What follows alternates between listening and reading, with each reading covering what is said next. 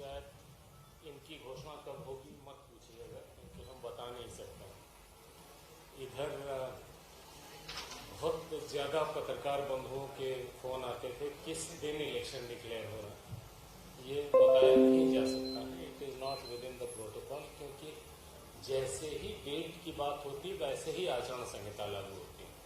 इसलिए कोई भी चुनाव कब हो रहा है आपने देखा होगा, कभी पहले से बताया नहीं जाता। हालांकि इस बार तो रिजल्ट करीब करीब आउट था, क्योंकि माननीय सुप्रीम कोर्ट ने केवल 1 सप्ताह का समय दिया था सरकार को रिजर्वेशन के लिए, और उसकी तारीख पूरी हो रही थी 25 तारीख को। तो 25 तारीख तक राज्य शासन ने रिजर्वेशन करके हमें दे दिया है। 26 तारीख को हमने चेक किया, मिलान किया, फीडिंग की, और हमारे लिए घड़ी 26 तारीख से चालू हुई। 26 तारीख से हमारा हफ्ता शुरू हुआ, तो वो 26 से शुरू होके 1 जून को वो 7 दिन खत्म हो रहा। तो हम कुछ भी करें, हमें 26 से लेकर के 1 जून के बीच में पंचायत भी और नगर निगम भी चुनाव डिक्लेयर करने ही हैं। हमारे पास कोई चॉइस नहीं।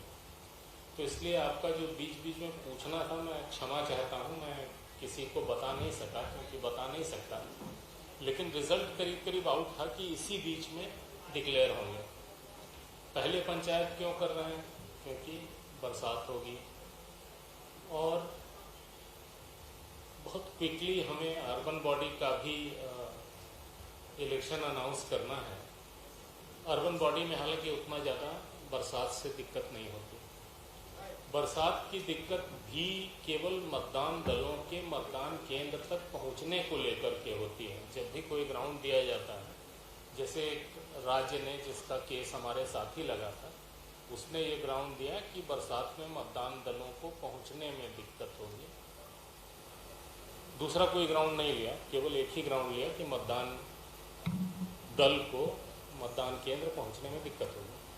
हमारे यहाँ लकीली अब वो स्थिति नहीं है कि पानी बरस जाए तो लोग मतदान केंद्र तक नहीं पहुंच पाएंगे, वो प्रॉब्लम नहीं है। हम लोग जब नए नए नौकरी में आए थे तो मई और जून 2 महीने केवल हम लोग ये काम करते थे कि पहुंचविहीन क्षेत्रों में अनाज पहुंचाना। उस समय सबसे बड़ा रिव्यू ये होता था कि जो पहुंचविहीन क्षेत्र हैं वहाँ अनाज पहुँचाइए। अब आज उतना प्रेशर नहीं है, क्योंकि पहुंचविहीन क्षेत्र बचे नहीं इतने सालों के काम के बाद। पिछली बार जब पंचायत चुनाव की घोषणा हम लोग कर रहे थे तो बहुत सारे साथियों ने कहा था कि सीधे सीधे डेट बताइए, ज़्यादा भाषण मत दीजिए। तो हमने आपकी भावना का आदर करते हुए बहुत ही छोटा सा भाषण बनाया है। जो पिछली बार जितना हमने बोला था, पिछली बार हमने जितना बोला था उसका एग्जैक्टली 1/3, मतलब इतने कम समय में हम अपनी बात कह देंगे। कहना ज़रूरी इसलिए है कि ये वही सवाल हैं जो आप बार बार पूछते थे। आज हम बताना चाह रहे हैं तो आप सुनना नहीं चाह रहे हैं।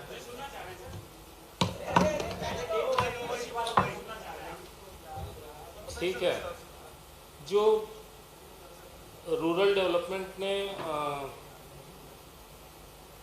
परिसीमन कंप्लीट किया था 16/3 को, मार्च में 16 मार्च को, और आरक्षण की कार्रवाई 25/5 को पूरी की। माननीय सर्वोच्च न्यायालय ने 18/5 को आदेश दिया था सरकार को 1 हफ्ता, और आरक्षण हो जाने के बाद हमको 1 हफ्ता। तो अभी जो हमारे पास खाली पद हैं उनको सबको शामिल करते हुए जो हम चुनाव डिक्लेयर करने जा रहे हैं उसमें कितने पद हैं।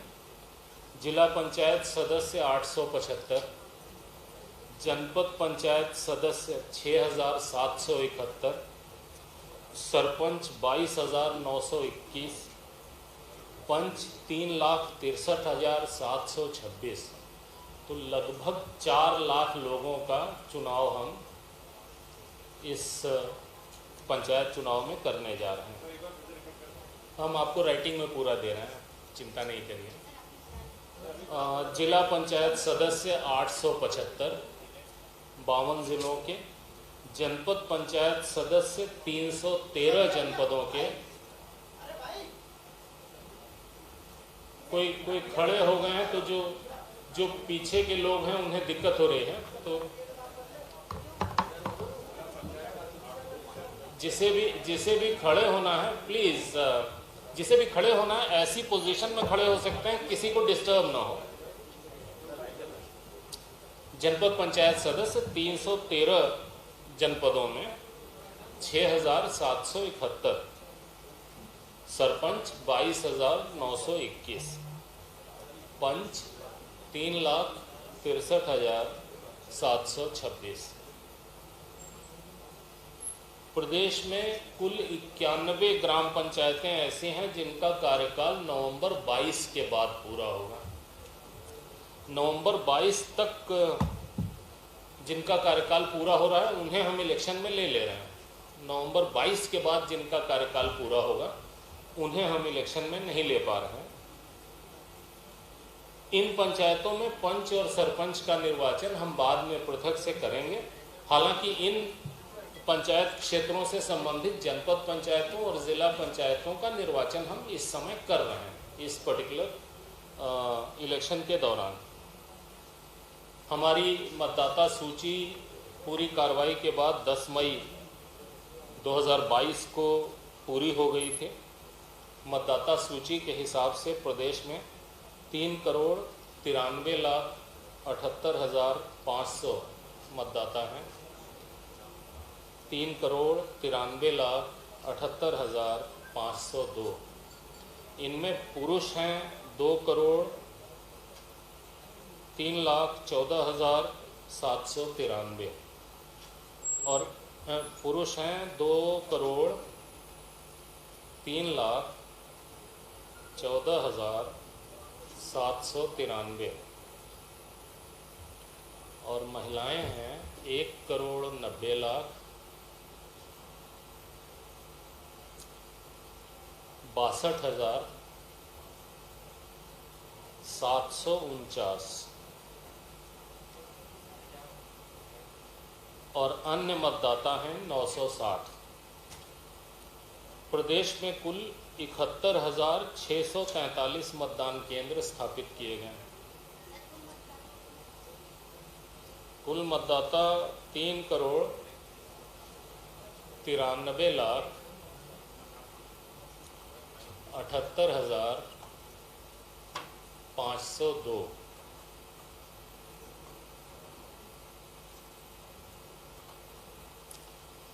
कुल 71,643 मतदान केंद्र स्थापित किए गए।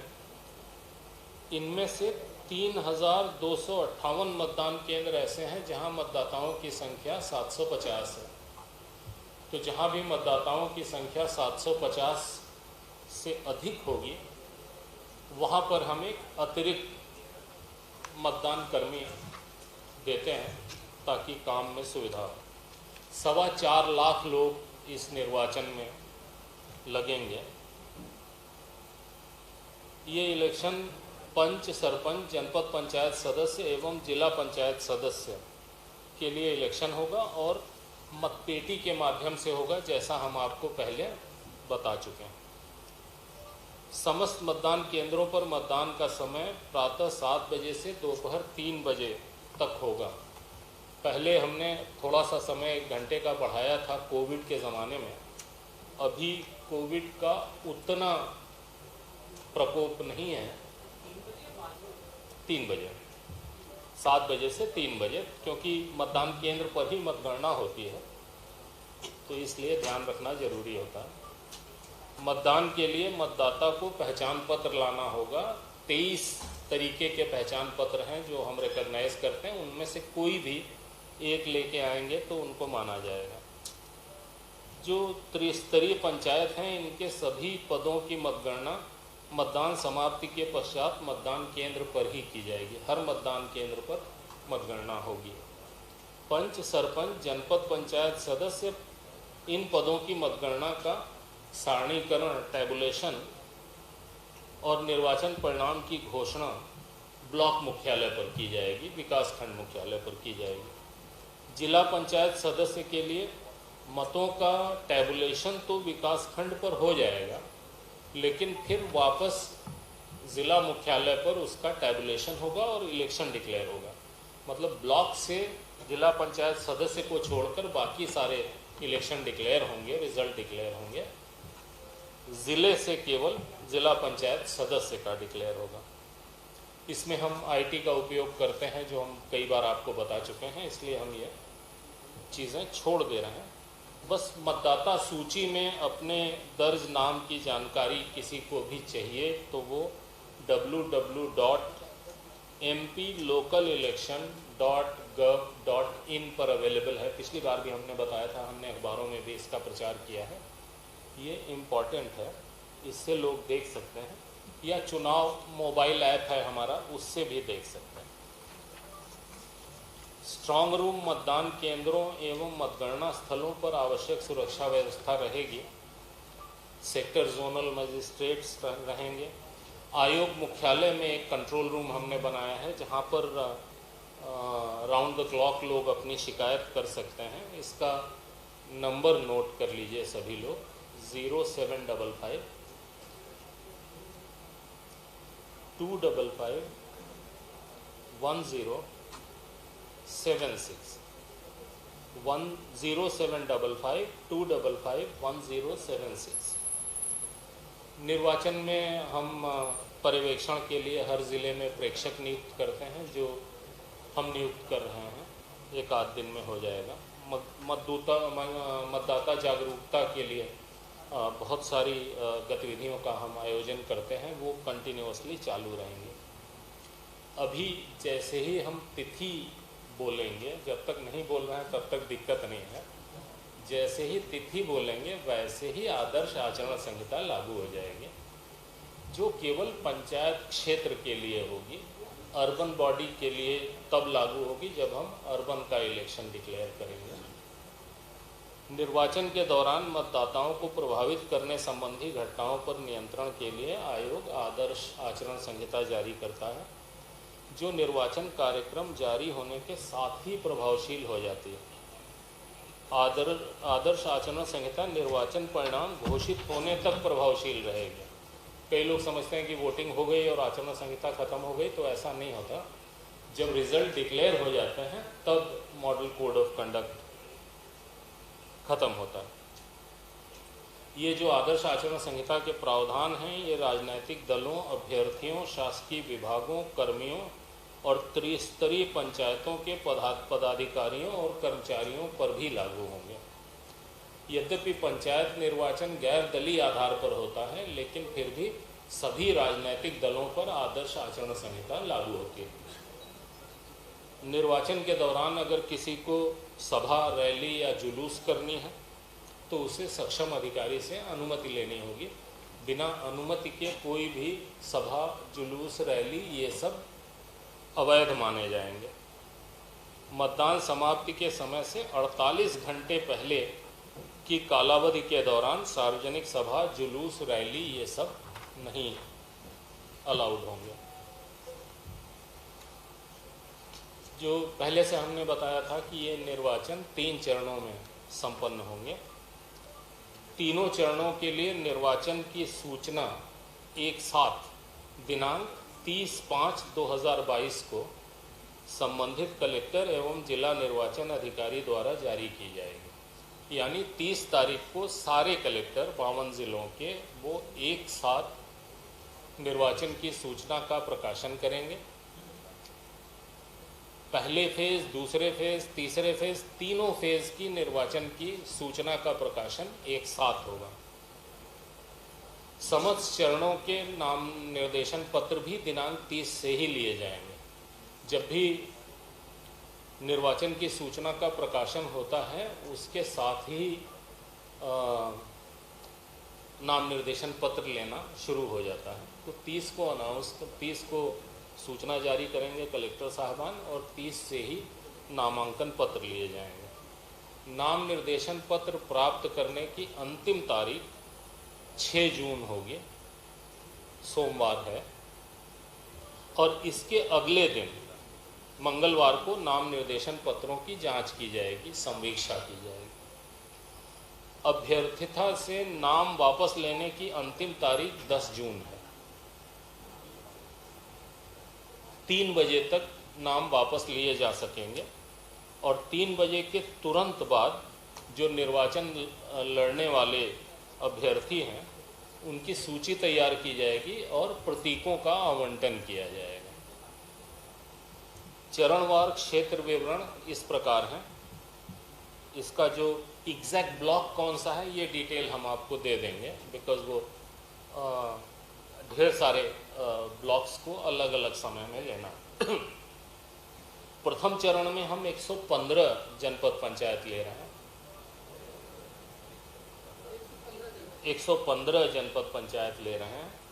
इनमें 8,702 ग्राम पंचायतें 8,702 ग्राम पंचायतें हैं। 702 जी, आप लोग अगर लिख रहे हो तो ज़्यादा आसान होता है। ये जो हैं, अच्छा ठीक है। और मतदान केंद्रों की संख्या है 27,049, 27049 27049 27,049।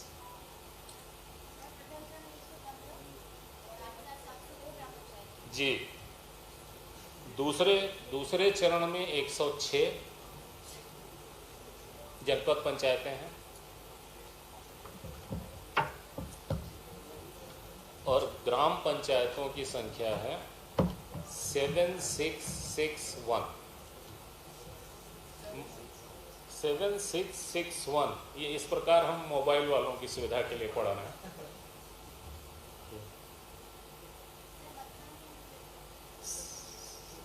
अभी बोला नहीं है, अभी ग्राम पंचायतों की संख्या बताई 7,661। ठीक है। और मतदान केंद्र होंगे 23,988, 23988। तृतीय चरण विभिन्न कारणों से रिलेटिवली छोटा है। उसमें 92 जनपद पंचायतें हैं, 92।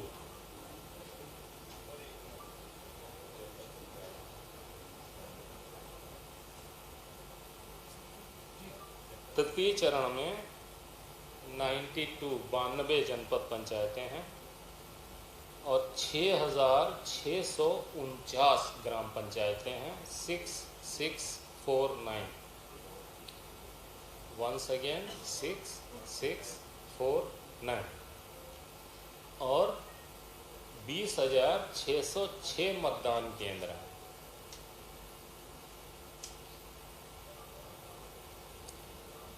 बीस 20,606 तो जो जिलेवार चरणों की संख्या है वो इस प्रकार है। 5 जिले ऐसे हैं जिनका चुनाव एक चरण में ही समाप्त हो जाएगा। ये ऐसे जिले हैं जहाँ पे उनकी मेजर पॉपुलेशन अर्बन एरिया में रहती है और पंचायत एरिया बहुत छोटा है, या ऐसे जिले हैं जहाँ एक ज़िला पंचायत सदस्य का एरिया 2 जनपद पंचायतों में जाता है, तो वहाँ पर चरण में बांटना मुश्किल होता है। ये संभव नहीं होगा कि किसी एक ही व्यक्ति के चुनाव के लिए एक व्यक्ति को 2 बार वोट डालने की स्थिति पड़े या 2 हिस्से में हो।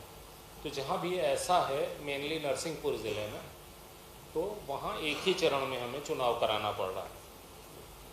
2 चरण में निर्वाचन संपन्न होने वाले ज़िलों की संख्या 8 है। ये भी ऑब्वियसली ऐसे एरिया हैं जिनका मेजर हिस्सा अर्बन बॉडी में जाता है और रूरल एरिया कम है। बाकी सारे ज़िले 8, 5, 13 ज़िलों को छोड़ करके बाकी बचे हुए 39 ज़िले, यहाँ पे चुनाव 3 चरणों में होगा। जो पंच, सरपंच, जनपद पंचायत सदस्य, इनकी मतगणना का सारणीकरण और निर्वाचन परिणाम की घोषणा 14 जुलाई को होगी।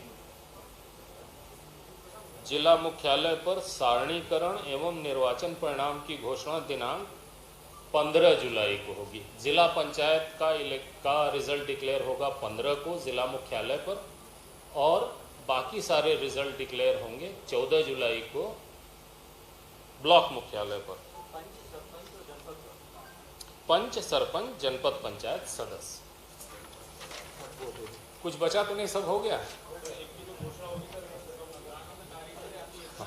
नहीं, किसी ने कहा हो गया जी। परिणाम 15 जुलाई को होगा जिला पंचायत सदस्य का, और 14 जुलाई को होगा बाकी सारा।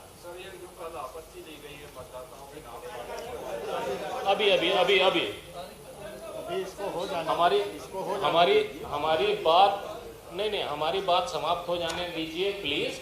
उसके बाद पूछिए जिसके मन में जो भी है, और उसके बाद हमको, जब हम अर्बन एरिया का डिक्लेयर करेंगे, फिर आपको हम सादर सम्मान सूचित करके बुलाएंगे, चाय पिलाएंगे।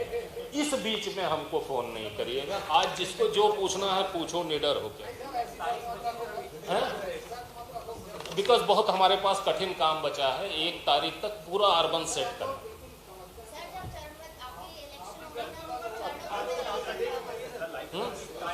अभी असली मुद्दे की बात रह गई, वो देखें। देखिए 30/5 को सब जगह निर्वाचन की सूचना का प्रकाशन होगा, नाम निर्देशन पत्र प्राप्त किए जाएंगे।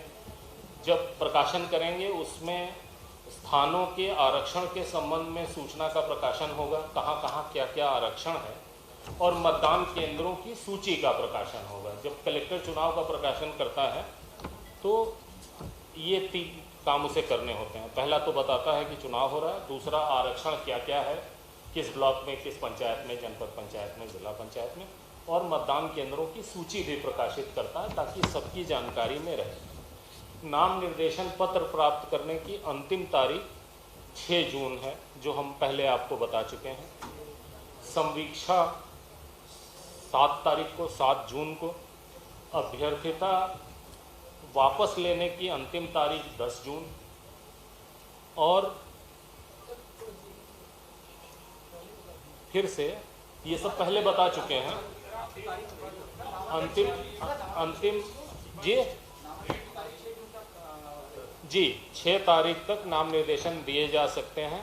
7 को उनकी स्क्रूटिनी होगी। 10 तक लोग अपना नाम वापस ले सकते हैं, और 10 तारीख को ही उनकी सूची तैयार होगी कैंडिडेट्स की, और उन्हें सिंबल्स दिए जाएंगे, निर्वाचन प्रतीकों का आवंटन होगा। मतदान हम कहते हैं यदि आवश्यक हो। यदि आवश्यक हो का अर्थ ये होता है कि जो हमें 3,63,000 पंच चुनने हैं, इनमें बहुत बड़ी संख्या में पंच बिना निर्वाचन के आते हैं, इसलिए वहाँ निर्वाचन नहीं किया जाता। निर्वाचन यदि आवश्यक हो का अर्थ ये है। पहला राउंड 25 जून को, 25 जून को। दूसरा राउंड 1 जुलाई को।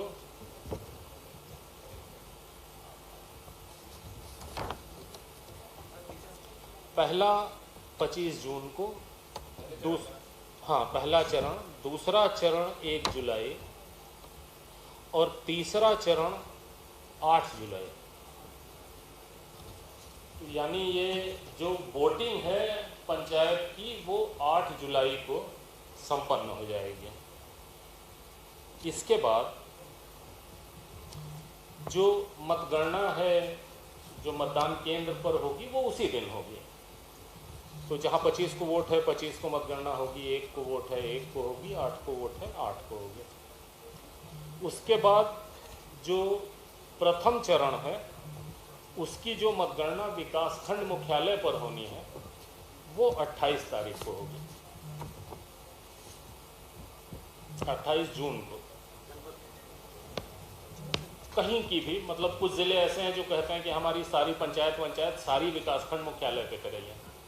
जहाँ पे थोड़े law and order issues historically ज़्यादा होते हैं, वहाँ ज़िले रिक्वेस्ट करते हैं कि हमारी पूरी आप विकासखंड मुख्यालय पर ही करिए, पंचायत में नहीं करिए। तो जहाँ जैसा डिस्ट्रिक्ट एडमिनिस्ट्रेशन या पुलिस या लॉ एंड ऑर्डर मशीनरी मांगती है, हम उस तरीके की व्यवस्था करते हैं ताकि बहुत अच्छे वातावरण में बिना लॉ एंड ऑर्डर की समस्या पैदा हुए चुनाव हो सकें। तो विकासखंड मुख्यालय पर जो मतगणना होगी वो पहले राउंड की 28 को, दूसरे राउंड की 4 को, 4 जुलाई और तीसरे राउंड की 11 जुलाई, यानी जो भी वोटिंग का दिन है उससे 3 दिन लेकर के आप डेट ले सकते हैं। 25 के लिए 28, 1 के लिए 4, 8 के लिए 11।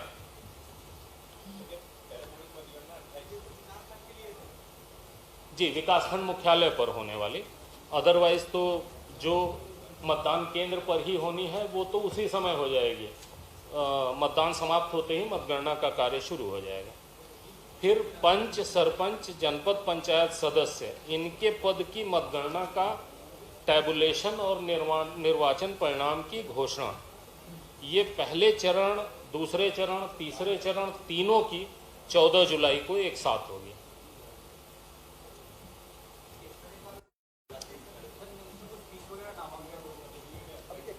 अभी बात खत्म हो जाने दो श्रीमान, ठीक है।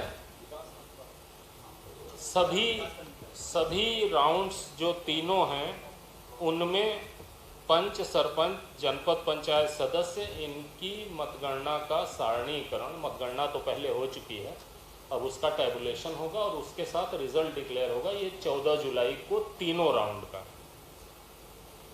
और जिला पंचायत सदस्य के लिए तीनों राउंड का 15 तारीख को, 15 जुलाई को, ठीक है। 15 जुलाई को सब इलेक्शन पूरी तरीके से संपन्न हो जाएगा। 8 जुलाई को पूरी वोटिंग समाप्त हो जाएगा। मतगणना सेम हो जाएगी लेकिन चुनाव परिणाम एक साथ ही होगा। जी, मतदाता सूची वगैरह बताएंगे क्या? मतदाता सूची, प्रश्न पूछिए। देखिए, जो मतदाता सूची है, मतदाता सूची बनाने का जो तरीका है वो मतदाता सूची बनाता है इलेक्शन कमीशन ऑफ इंडिया। हम उस मतदाता सूची को अर्बन बॉडी और रूरल बॉडी के हिसाब से तैयार करते हैं। सेम मतदाता सूची है जो हम यूज करते हैं। सर, जो उम्मीदवार होंगे उनको कुछ एफिडेविट, भाई एक प्रश्न का जवाब दे दें। हम भाग नहीं रहे, हम यहीं स्थापित हैं, आपके प्रश्नों के उत्तर दे दें। तो हम उसी को यूज़ करते हैं और अपनी ज्योग्राफी के हिसाब से हम उसे रीएडजस्ट करते हैं। अब ये प्रकाशित होती है और इसके बाद हम सबसे ऑब्जेक्शन इनवाइट करते हैं। प्लस हमारी, अभी हमने बताया कि हमारी वेबसाइट है, वहाँ पे भी मतदाता सूची आदमी चेक कर सकता है। तो मतदाता सूची का हमने प्रकाशन किया, आपसे आपत्ति मांगी हमने, आपने आपत्ति नहीं दी। आज हम इलेक्शन डिक्लेयर कर रहे हैं, कल आप हमारे पास आओ कि मतदाता सूची गलत है। किसकी गलती है? मतलब अगर हम मतदाता सूची को फाइनल नहीं करेंगे तो ये अनंत हो जाएगा। इसे मतलब लॉजिक की भाषा में फैलेसी एड इन्फिनिटम कहते हैं। फैलेसी एड इन्फिनिटम, सॉरी, इस पे टाइम नहीं वेस्ट करता। ऐसी चीज़ जो अनंत काल तक चलेगी, कभी खत्म ही नहीं होगी।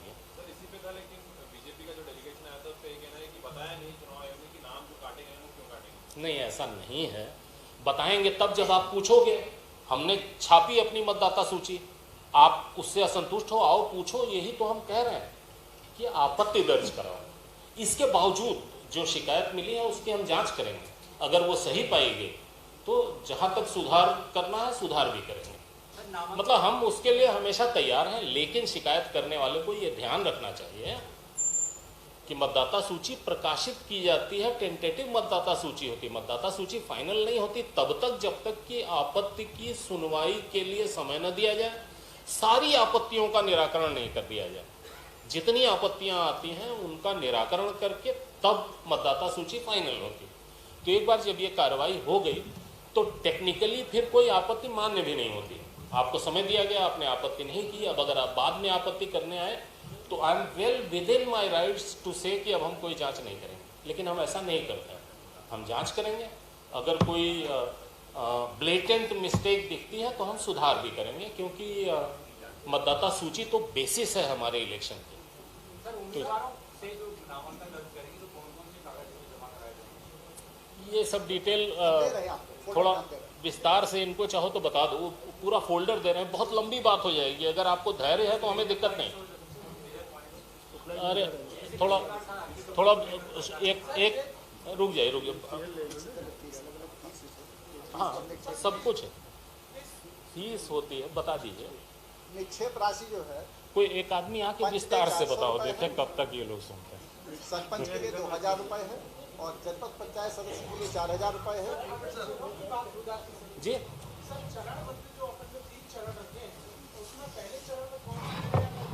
वो दे रहे हैं आपको सारे। देखिए जो 39 जिले हैं जो तीनों चरण में, केवल 5 जिले ऐसे हैं जो एक ही चरण में निपट जा रहे हैं, जो ऑब्वियसली इंदौर, भोपाल, नरसिंहपुर हमने आपको बता दिया, जहाँ पे मेजर एरिया ही अर्बन एरिया है, वो एक चरण में हो जा रहे हैं। और ऐसे ज़िले जो अर्बन एरिया ज़्यादा है लेकिन थोड़ा सा रूरल भी है, वो 2 चरण में जा रहे हैं बस। और बाकी सारे 39 ज़िले भैया बांट दो इसको। सर राशि बता देंगे जी। पंच के लिए है 400 रुपए निक्षेप राशि, सरपंच के लिए 2000 रुपए, जनपद सदस्य के लिए 4000 रुपए और जिला पंचायत सदस्य के लिए 8000 रुपए।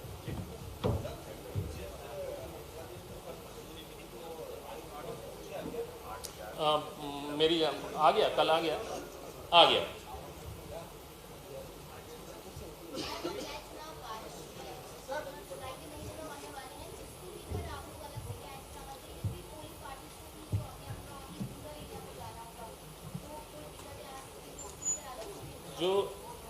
जो माननीय सुप्रीम कोर्ट ने आदेश दिया, उन्होंने ये कहा कि आप तो 1 हफ्ते के अंदर इलेक्शन डिक्लेयर करो। सबको they your program can be modified as and when any exigency arises. उनके आदेश का मतलब ये कि आप तो इलेक्शन डिक्लेयर करो, इलेक्शन कराओ, जब कोई घटना घट जाएगी तब तय करना कि चुनाव कराएं या थोड़े दिन बढ़ा दें। कलेक्टरों को बोल दिया हमने कि सबको लौटा दीजिए, अब तक लौट भी गया होगा, लौटा दिया गया। हाँ ऑनलाइन भी रहेगा, लेकिन ऑनलाइन नामांकन करने के बाद भी वो पर्सनली कलेक्टर को देना पड़ेगा, रिटर्निंग ऑफिसर को, जो भी रिटर्निंग ऑफिसर।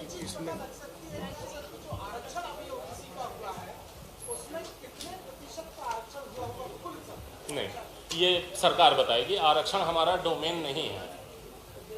अभी जो आरक्षण है वो राज्य शासन करती है, और जो आज हम डेट अनाउंस करेंगे और 30 तारीख को जब कलेक्टर प्रकाशन करेगा तो प्रकाशन में वो ये बताएगा कि आरक्षण की क्या स्थिति है, और जो आरक्षण का परसेंटेज है वो ज़िलेवार, जनपद पंचायत वार, अलग अलग जगह अलग अलग है। वो हमारा डोमेन नहीं है, इसलिए हमने उस पर ध्यान नहीं दिया। हाँ बता दीजिए। इस बार नहीं है, पंचायत में नहीं, अर्बन में। ओ सॉरी, मतलब पंचायत में ऑनलाइन नॉमिनेशन इस बार अभी नहीं है, अर्बन में कर पाएंगे, लेकिन उसमें भी पर्सनली आना पड़ेगा। क्या चाहिए? हो गया भाई।